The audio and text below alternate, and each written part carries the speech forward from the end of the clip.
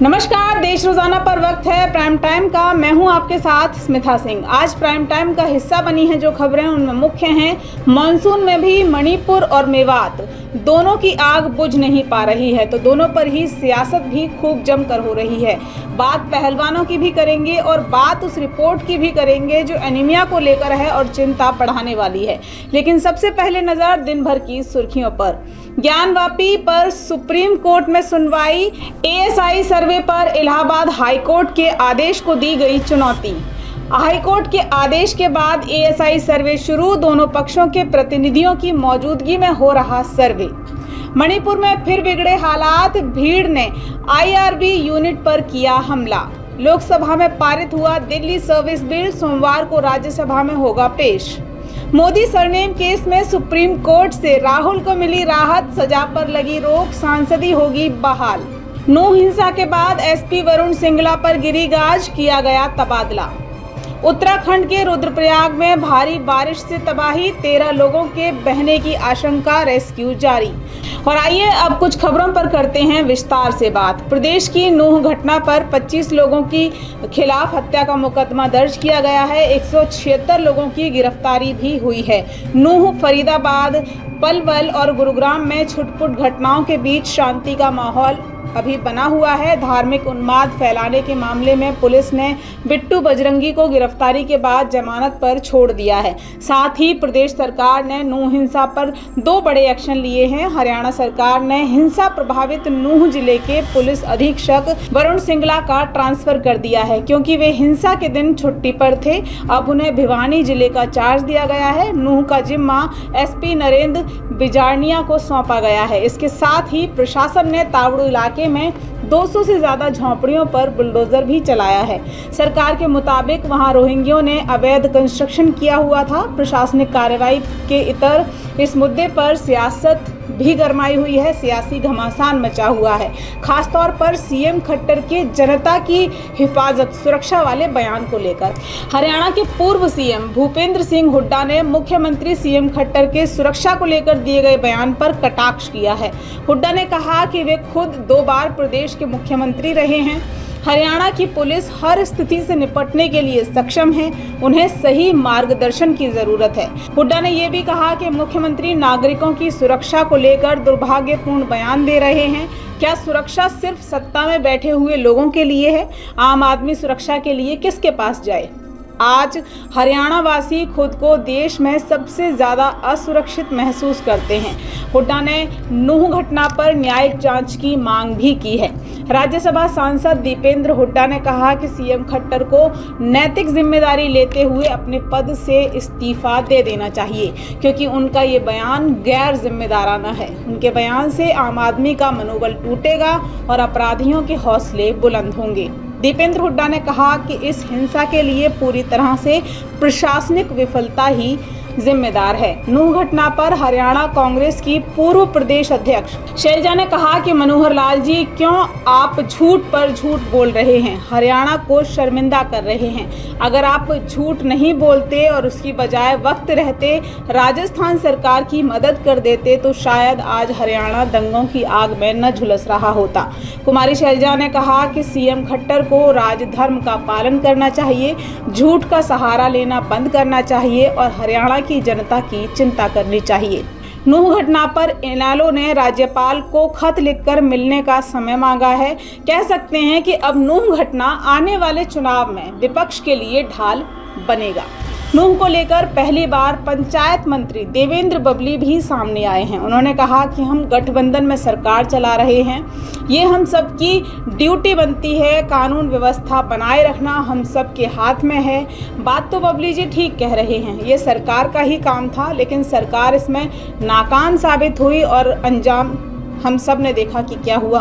अब भी संभलें तो बेहतर होगा, क्योंकि उपद्रवियों पर शिकंजा कसने के लिए सरकार की कर्मठता, सतर्कता बेहद जरूरी है। पर चलिए अब बात प्रदेश के खिलाड़ी पहलवानों की करते हैं। यौन उत्पीड़न को लेकर धरने पर बैठे खिलाड़ियों का मामला अभी पूरी तरह शांत भी नहीं हुआ कि इसी बीच उन खिलाड़ियों को एशियन गेम्स में बिना ट्रायल सीधे भेजने का जो मामला है वो तूल पकड़ता जा रहा है। हरियाणा के हांसी में मिशन मिशन ओलंपिक खेल महापंचायत का आयोजन किया गया, जिसमें ओलंपिक पदक विजेता योगेश्वर दत्त समेत हरियाणा के खाप पंचायतों के प्रतिनिधियों ने भी हिस्सा लिया। इस महापंचायत में एडहॉक कमेटी द्वारा एशियाई खेलों में पहलवानों की सीधी भर्ती पर विरोध दर्ज किया गया, तो वहीं ज्यादातर खाप प्रतिनिधियों का भी यही कहना था कि बिना ट्रायल के बजरंग और विनेश का सिलेक्शन गलत है। उनका कहना था कि जब वो ब्रजभूषण शरण सिंह के खिलाफ लड़ाई लड़ रहे थे तो हमने उनका सहयोग किया, लेकिन बिना ट्रायल के सीधा सिलेक्शन, इस बात के लिए हम उनके साथ बिल्कुल नहीं हैं। और चलिए अब बात करते हैं मणिपुर की, जहां हालात अभी भी बिगड़े हुए हैं। विष्णुपुर समेत कई जगहों पर गोलीबारी के बाद स्थिति तनावपूर्ण है। भीड़ और सुरक्षा कर्मियों के बीच झड़प की खबरें भी आ रही हैं। साथ ही मणिपुर मुद्दे पर संसद में भी बवाल मचा हुआ है।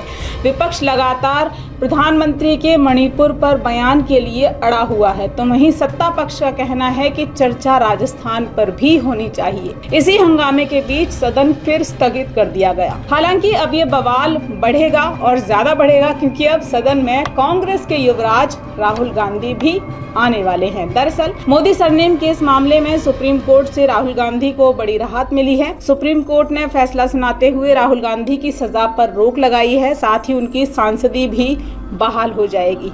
सुप्रीम कोर्ट ने राहुल गांधी को ये राहत मिलने के बाद विपक्षी खेमे में अपार उत्साह देखने को मिला। कांग्रेस ने कहा कि नफरत के खिलाफ मोहब्बत की जीत हुई है, सत्यमेव जयते, जय हिंद। बता दें कि सुप्रीम कोर्ट ने अपील लंबित रहने तक सजा पर रोक लगाई है। साथ ही कोर्ट ने कहा कि राहुल गांधी को मैक्सिमम 2 साल की सजा दी गई, लेकिन निचली अदालत ने वजह नहीं बताई कि पूरे 2 साल की सजा ही क्यों। हाई कोर्ट ने भी इस पर पूरी तरह विचार नहीं किया। हालांकि सुप्रीम कोर्ट ने यह भी कहा कि राहुल गांधी की जो टिप्पणी थी वो गुड टेस्ट नहीं थी। पब्लिक लाइफ में इस पर सतर्क रहना जरूरी है। सुप्रीम कोर्ट ने हाई कोर्ट के फैसले को इंटरेस्टिंग भी बताया। साथ ही ये भी कहा कि ये फैसला बताता है कि एक सांसद को कैसे बर्ताव करना चाहिए। बहरहाल राहुल गांधी की तो चिंता हट गई है, चिंता कट गई है, सांसदी वापस मिल गई है और अब चिंताएं बढ़ सकती हैं संसद में सरकार की, क्योंकि मणिपुर मुद्दे पर अभी तक जो हो रहा था, जो सुना जा रहा था, उसमें राहुल गांधी ना होकर भी वहां सुनाई दे रहे थे। आरोपों के जरिए उपस्थित थे राहुल, लेकिन अब वो साक्षात उपस्थित होंगे और आरोपों पर अपना पक्ष भी रख सकेंगे। आगे बढ़ रहे हैं और अब जो खबर हम आपको बताने वाले हैं वो थोड़ी सी चिंता बढ़ाने वाली है। खबर है वो जो आपके लिए जानना जरूरी है। द लेजेंड हेमेटोलॉजी में छपी एक रिसर्च के मुताबिक भारत में 43.7% लोग खून की कमी की बीमारी यानी एनीमिया से पीड़ित हैं। 1990 से साल 2021 तक 30 साल में दुनिया भर में एनीमिया के आंकड़ों पर रिसर्च किया गया, जिसकी रिपोर्ट के मुताबिक साल 2021 में करीब 1.92 अरब लोगों को इस बीमारी ने अपनी चपेट में लिया। इसमें महिलाएं पुरुषों की तुलना में ज्यादा हैं।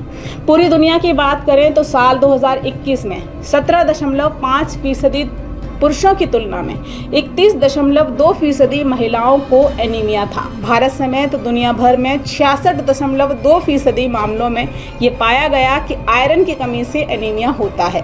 दुनिया के आंकड़ों की बात करें तो 82.5 करोड़ महिलाएं और 44.4 करोड़ पुरुष खाने में आयरन की कमी की वजह से एनीमिया का शिकार हुए। वहीं भारत में एनीमिया का दूसरा प्रमुख कारण हीमोग्लोबिनोपैथी और हेमोलिटिक एनीमिया है। भारत में करीब आधी आबादी खून की कमी यानी एनीमिया से पीड़ित है, जो कि चिंता का विषय है और चिंता के समाधान के लिए जरूरी है इस विषय पर चिंतन और इसके प्रति जागरूकता। तो जल्द ही आपके लिए देश रोजाना के कार्यक्रम फिट इंडिया हिट इंडिया में लाएंगे एनीमिया के विषय पर विस्तृत चर्चा, विस्तृत जानकारी बताएंगे आपको। इसके कारण क्या होते हैं, लक्षण क्या होते हैं, निदान क्या होते हैं, एक विस्तृत चर्चा आपको इस कार्यक्रम में देखने को मिलेगी। अभी के लिए दीजिए इजाजत, कल फिर होगी मुलाकात उन मुद्दों के साथ जो रखते हैं आपसे सरोकार। नमस्कार। और हाँ, यदि आपने हमारे YouTube चैनल को सब्सक्राइब नहीं किया है तो तुरंत सब्सक्राइब करिए। फेसबुक पर हैं तो हमें लाइक करिए, ज्वाइन करिए। यदि आप रेडियो सुनने के शौकीन हैं तो देश रोज़ाना का रेडियो भी आप सुन सकते हैं। हमारा रेडियो है रेडियो रोज़ाना के नाम से। आप यदि प्ले स्टोर पर जाएंगे और वहाँ रेडियो रोज़ाना टाइप करेंगे तो आपको वहाँ पर एक ऐप मिलेगी जिसे आप डाउनलोड करें, इंस्टॉल करें और फिर रेडियो रोज़ाना के ज़रिए भी आप मनोरंजन पा सकते हैं। नमस्कार। हमारे साथ जुड़े रहने के लिए देखते रहिए देश रोजाना का यूट्यूब चैनल। सब्सक्राइब कीजिए, साथ ही देश रोजाना की खबरें सबसे पहले देखने के लिए प्रेस कीजिए बेल आइकन।